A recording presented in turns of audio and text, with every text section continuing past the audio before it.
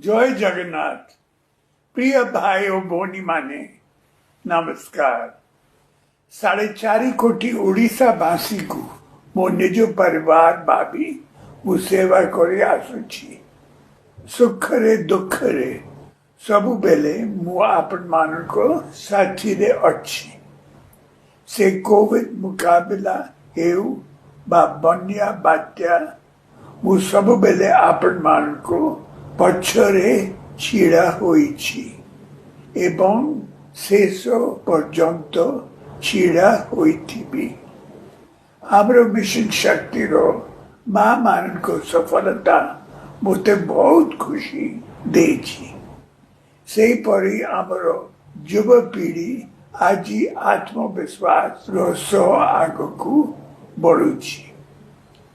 युवा शक्ति ही ओडिशा को आगो को नेबो एवं देश रे नंबर 1 करिबो।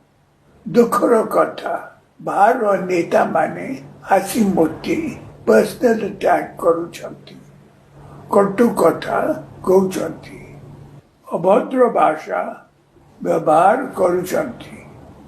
आपण भलो भाव रे जानती मु कहा को केबे असम्मान करे नहीं।